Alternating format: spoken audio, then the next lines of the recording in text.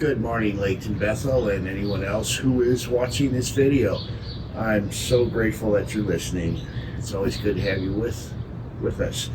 Now, for those of you who pulled into Layton Bethel this morning, you notice the pink stripes in the parking lot. We've had our spaces all painted pink in order to promote breast cancer awareness and cancer awareness in general. It's something that's good for us all to be aware of and to pray about, to be conscious of it and all that. I'm presenting this today from the La Paloma Resort in Tucson, Arizona. It is currently 6:10 in the morning on Friday. And what I'm doing is I had to get out here early because it's so hot, unbelievably hot here. And I wanted to get a view of the mountains in the background, which you can see. And it's a pretty cool place, except for one thing. It's unbearably hot. Right now it's not so bad because it's early in the morning, but last night at 7:30 it was 94 degrees. So that was kind of warm. Today I want to talk to you about happiness versus contentment. What's the difference to it? What are the biblical definitions of that sort of thing, etc. You know, I used to, when I first came to Muskegon, I went to a mechanic in North Muskegon, and it was worked out good. But one time I had to get my oil changed in the middle of winter. It was snowy out and nasty, and my car also needed to have the brake pads replaced. Now, I used to replace the pads myself in my younger days, and I never liked that job. In fact, I detested it. I procrastinated it sometimes to where I had to replace rotors because I ran the shoes too long, and didn't like it. So I brought my car in and put it up on the hoist, you know, and there's slush dripping down this poor guy's neck as he's working on my car. And I talked to him about it. I said, you know, how do you do this? He'd been doing it a long time. Well, he said, you know, I've never minded going to work because when I go to work, I can make people happy by fixing their cars. It's a good thing. He liked what he did. He accepted his conditions and never complained about the weather. He was content. He was not controlled by emotions like so many people are. Now, let's talk about emotions here for a minute. What is emotion? Well, I always say that emotion follows thoughts and actions, and that emotion is kind of like the digestive byproduct of the mind, kind of like the flatulence of the mind. Emotions are real, and they must be managed. Happiness is an emotion. It comes and it goes. Happiness is an emotion that comes and goes. It's dependent on the situation that we're in quite often, whereas contentment is steadier. It's more like a learned behavior. I think being content is really cool. You know, you're able to whistle while you work. People who are content have learned to accept their environment, learn to accept their situation, learn to be grateful. For instance, if I was transplanted here to Tucson, it would take me a while to adapt to this weather. I don't like hot weather. So if I was going to be content here, I would have to do a lot of things that would help me with that, just to learn how to do it. I'd have to learn to be grateful for the situation that I'm in. I often think about that as I talk to Michigan farmers. You know, what if we took a small town farmer from Michigan and transported him to Manhattan, say, or Brooklyn, and say, this is where you're going to live and drive and that sort of thing? It would be awful. It'd take months to adjust to that situation. If you take a farmer, put them in New York City, it's going to be a while before they're content, before they're happy. Same way as if you took a stockbroker from Wall Street and stuck him on a hog farm in Iowa. He would not be content right away. He'd have to adjust to the smells, to to the workload, to all that sort of thing, it would be a different thing. You would not be content for a while. The question that I want to raise to you this morning is, well, is it possible to learn to be content in any situation, in every situation? And that doesn't mean to settle for, the worst, and it doesn't mean that you don't try to get ahead. Content people are always gaining, always making the situation better. They're trying to get ahead.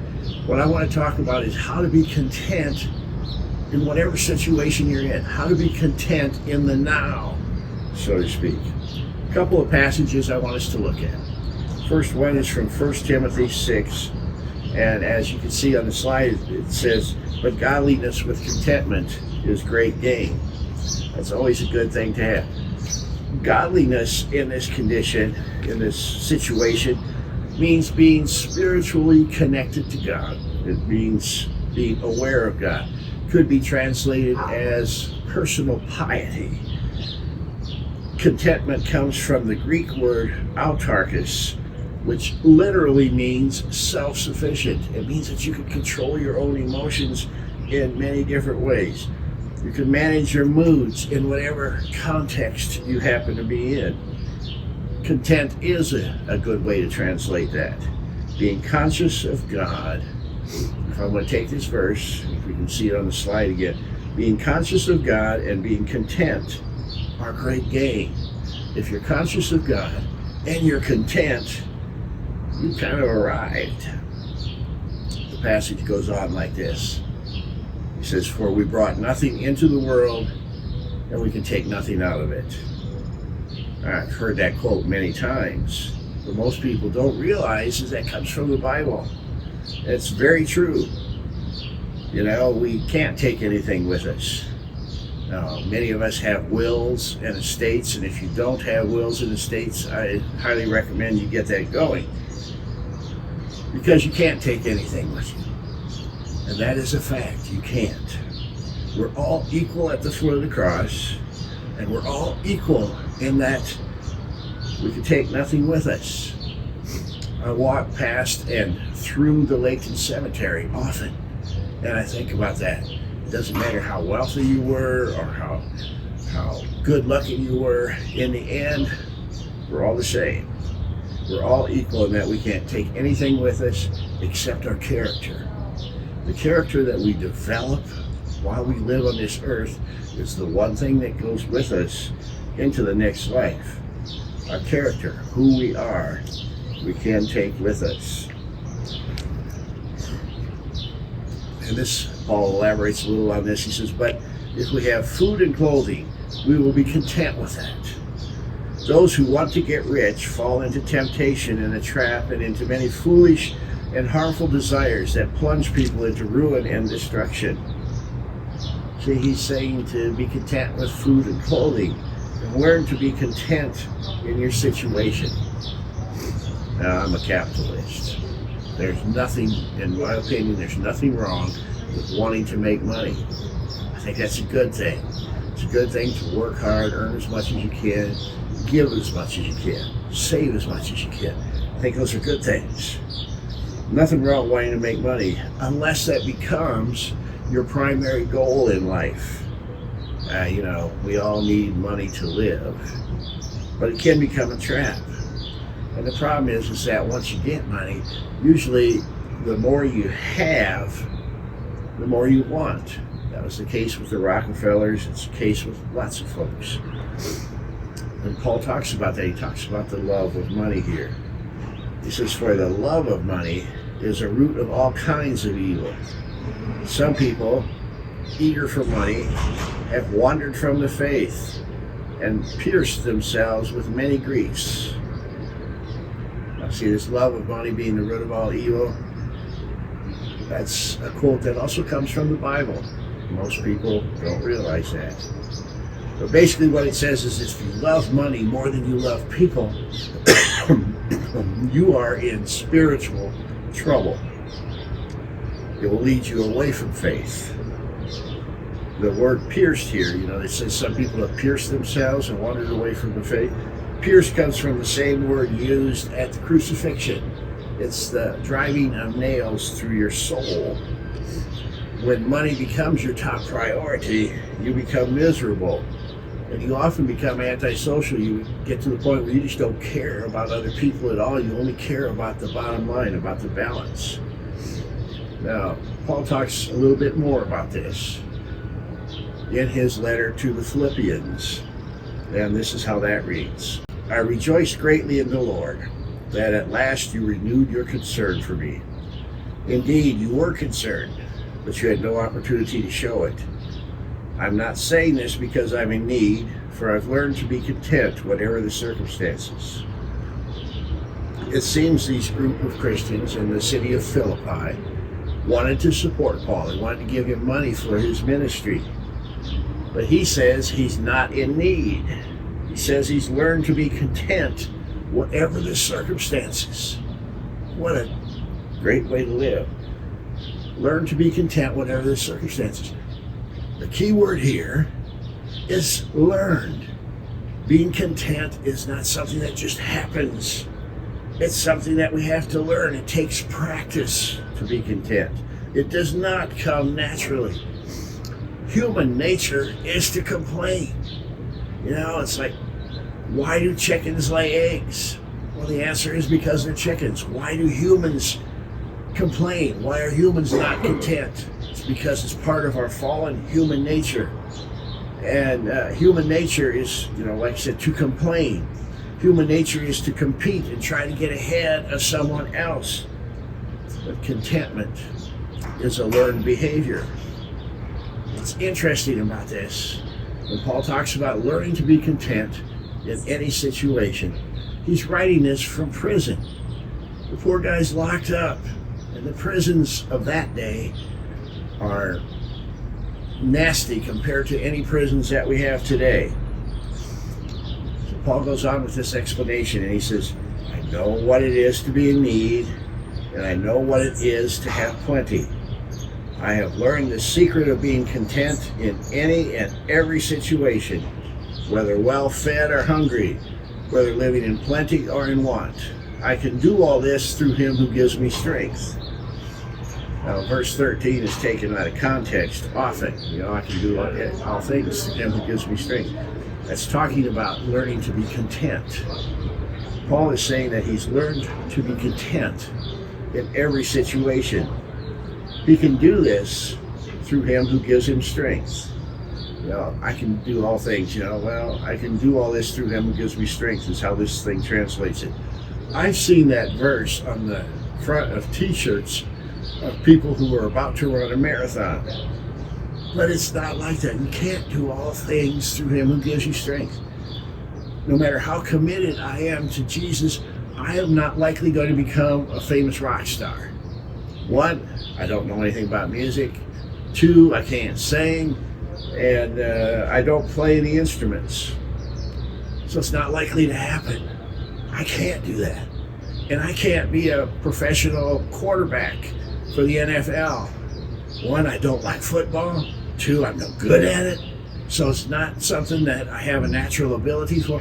I can't be a professional football player. I'm too old and out of shape, and I don't even like football. So there's some things I can't do through Christ who gives me strength. But this verse is not about achievement. It's about learning to live in peace. I want everybody to be content. I go to Wesco around the corner here quite often, sometimes a couple of times a day. And I want that cashier at Wesco who helps me to be just as content as the CEO of Wesco. I think that's what God wants for us too. Now, when I talk about contentment, some people say, I don't know what I'm talking about, because everything goes well for me. I'm a lucky guy. I was born in America. I was born white, so I have all the advantages of that. I'm educated. I've got a good job. I've got a strong marriage. I've got healthy kids. But I still go through times of discontent. And what have I found is the cure for that? Taking these biblical principles and applying them. What is the cure for discontentment? is gratitude. One of my primary goals in life is to move from being an angry pessimist to a grateful optimist. People are still going to let me down. People are still going to rip me off. I want to be thankful for what I have so that I can become content. I need to realize my blessings, and so do you. And when we do that, peace and contentment will wash over us. I like to make a list of my blessings. I do a lot of late night journaling. It's kind of a dialogue with God thing that I got going on, where I actually keep this journal on my laptop, thanking God for the good things of the day, and then asking Him for help with the things that didn't go as good. But that act of thanking is an amazing thing. You'd be amazed at how that changes your perspective.